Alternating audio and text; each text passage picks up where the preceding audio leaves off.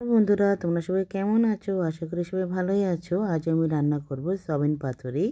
প্রথমে আমি সয়াবিনগুলোকে সুন্দর করে সিদ্ধ করে রেখেছি। এরপর কলা পাতা গ্যাসে সেঁকে নেব। যখন পাতুরি করব, যাতে আমার পাতুরি করার সময় ভেতরের যে মশলাগুলো পাতা থেকে বেরিয়ে না যায়, সুন্দর করে ভাজ হয়ে যায়, সেই জন্য এটা সেঁকে নিচ্ছি। এই পাতুরি করার জন্য আমি সর্ষে, কাজু বাদাম, লঙ্কা, নুন, হলুদ সব একসঙ্গে মিক্সার মেশিনে পেস্ট করে নেব। একটু ভালো করেই সেঁকতে হবে পাতাটাকে। এবার আমার দেখো মিক্সার মেশিনে সব মশলাগুলো নিয়ে নিয়েছি।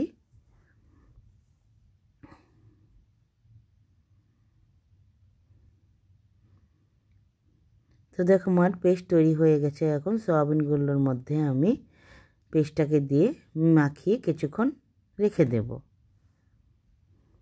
এবার কলা পাতার মধ্যে সয়াবিন মাখানো মশলাটা রেখে দেব, আর এমনভাবে ভাজ দিতে হবে যাতে মশলাটা বেরিয়ে না যায়। একটু সরষের তেল দিয়ে নেব এর মধ্যে, তাহলে খেতেও সুন্দর হবে। এর মধ্যে একটু চিনিও দিতে হবে, অল্প পরিমাণ।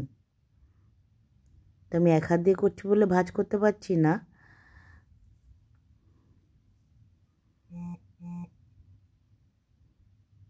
দেখো ভাজটা এরকম হবে, এবং শেষে সুতো দিয়ে সুন্দর করে বেঁধে দিতে হবে, তাহলে এই ভাজ সহজে খুলবে না। এই অবস্থায় আমি কড়াইতে অল্প পরিমাণ একটু তেল দিয়ে নেব।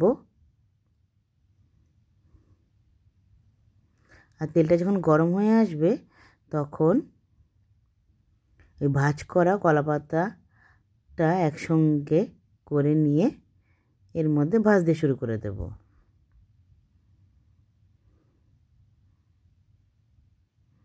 তো দেখো আমার এক পিঠ হয়ে গেছে, উল্টে নিয়েছি এবং আরেক পিঠ ভাজার জন্য রেখে দিলাম।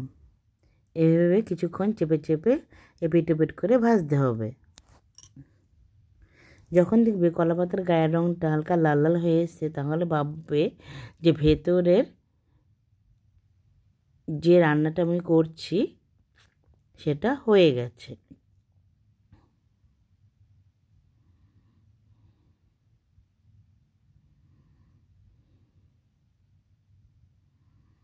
কিছুক্ষণ এভাবে করতে থাকতে হবে ভাজা না হওয়া অবধি।